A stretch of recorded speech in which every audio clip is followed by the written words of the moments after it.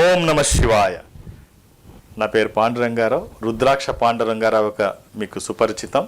ప్రతినిత్యము ఇంచుమించుగా ఏదో ఒక ఛానల్లో ఇంచుమించుగా ప్రతిరోజు కనబడడం మీరు చూస్తూనే ఉంటారు.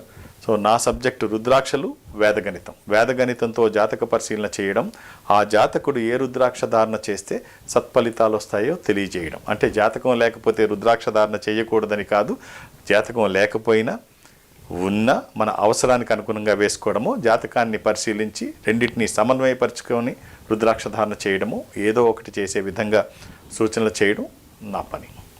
సో ఈ క్రమంలో ముందు ఎపిసోడ్లో ముందు వీడియోస్లో మనం ఒక్కొక్క రుద్రాక్ష గురించి మాట్లాడుకోవడం జరిగింది. ఈరోజు మనం పంచముఖి రుద్రాక్ష గురించి చెప్పుకుంటే బాగుంటుంది.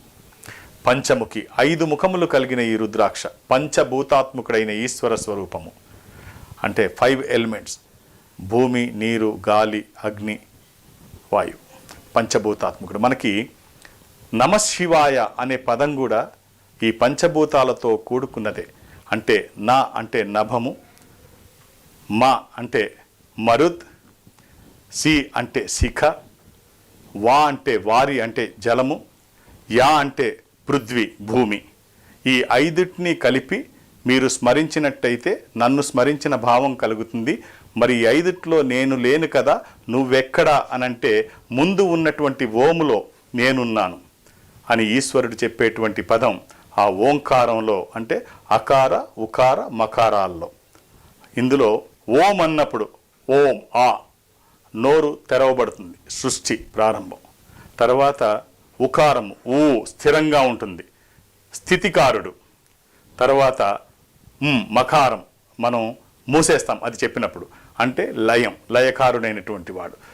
సృష్టి, స్థితి, లయాలతో కూడుకున్న ఈ మూడిటిదే కలయిక అకార ఉకార మకారాలే ఓంకారం. మనం సింపుల్గా చెప్పుకోవాలి అంటే, సపోజ్ చిన్నగా ఇంగ్లీష్లో తీసుకున్నాం అనుకోండి, దీన్ని ఊరికే సరదాగా చెప్తున్నాను. ఇప్పుడు మనం సృష్టి, స్థితి, లయకారులు అని చెప్పుకున్నాం. దీన్ని GOD గాడ్గా మనం తీసుకుంటే G for generator, O for organizer, D for destroyer, లయకారుడు. కాబట్టి ఈ పంచభూతాత్మకుడైన ఈశ్వర స్వరూపము, ఆధ్యాత్మిక తత్వానికి, ఆధ్యాత్మిక జ్ఞానానికి ఈ పంచముఖి రుద్రాక్ష. అంటే సాధారణంగా దీన్ని విడిగా ధరించడం కంటే కాంబినేషన్లో వేసుకోవడం. అంటే ఏదైనా మనకి సంబంధించిన రుద్రాక్షలు ధరించాల్సి వచ్చినప్పుడు చైన్కి బదులుగా, అంటే తాడుకి బదులుగా చిన్న రుద్రాక్షలు ఇప్పుడు నా మెడలో ఉన్నాయి. ఈ చిన్న రుద్రాక్షలకి, అంటే మామూలు తాడుకి బదులుగా, చైన్కి బదులుగా ఈ రుద్రాక్షల్ని జపం ఏదైతే చేసుకుంటామో ఆ రుద్రాక్షలతో మనకి నచ్చిన సైజులో పంచముఖి రుద్రాక్షల్ని తాడుకి బదులుగా వేసుకొని మనకి సంబంధించిన రుద్రాక్షలు కింద వేసుకోవడానికి ఈ పంచముఖి రుద్రాక్షలు అందుకు వాడతారు. మిగిలిన పంచముఖి రుద్రాక్షలు పూజలో ఉంచుతారు. మనం ఎక్కడికైనా వెళితే స్వాములు, పీఠాధిపతులు, పెద్దవాళ్ళు, గురువులు, వీళ్ళందరూ సిద్ధ పురుషులు, వీళ్ళందరూ ఏం చేస్తారంటే మనం ఎక్కడికైనా వెళ్ళినప్పుడు అభిషేకాల దగ్గర నుంచి రుద్రాక్షలు ఇస్తూ ఉంటారు. ఇది పూజలో పెట్టుకో, ఇది మెడలో వేసుకో, ఇది మీ ఇంట్లో పెట్టుకో అని పెద్దవాళ్ళు ఇస్తారు. ఆ ఇచ్చేటువంటివే ఈ పంచముఖి రుద్రాక్షలు. సాధారణంగా ఇవి పూజలో పెట్టుకుంటాము. ఇంతకు ముందు వీడియోలో మనం చెప్పుకున్నట్టుగా మోరంగి అని చెప్పబడేటువంటి రుద్రాక్షల్లోంచి వచ్చిన ఈ పంచముఖి రుద్రాక్షలు పూజలో పెడతారు. ఇక చిన్నగా ఇండోనేషియాలో పుట్టిన బాలి, సమంతా దీవుల్లో పుట్టినటువంటి పంచముఖి రుద్రాక్షలు చైనుకి బదులుగా, తాడుకి బదులుగా వాటిని వాడుతూ ఉంటాం. జపం కూడా వాటితోనే చేస్తూ ఉంటాం. అది తర్వాత మాట్లాడదాం, జపం చేసే విధానం. ఇక ఈ పంచముఖి రుద్రాక్షలు ఎవరు వేసుకోవాలనుకున్నా ఈ విధంగా వేసుకుంటే బాగుంటుంది, చిన్న పంచముఖి రుద్రాక్షలు. ఓం నమ శివాయ.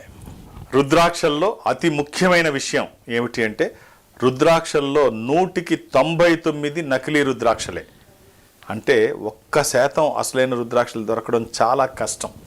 కాబట్టి ఎక్కడ పడితే అక్కడ వేసుకోవడానికి ఇది కన్జ్యూమర్ ప్రోడక్ట్ కాదు.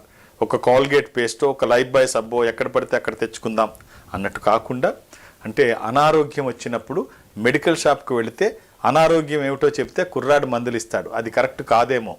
వైద్యుడి దగ్గరికి వెళ్ళి సలహా తీసుకొని మందులు వేసుకోవడం సరైన పద్ధతి. రుద్రాక్షలు కూడా ఏ ప్రలోభానికి లోను కాకుండా, వాళ్ళ వేష భాషలకి ప్రాధాన్యతనివ్వకుండా అసలైన రుద్రాక్ష దొరికే పద్ధతి తెలుసుకొని ఆ రకంగా ధరించగలిగిన వాళ్ళు ధన్యులు.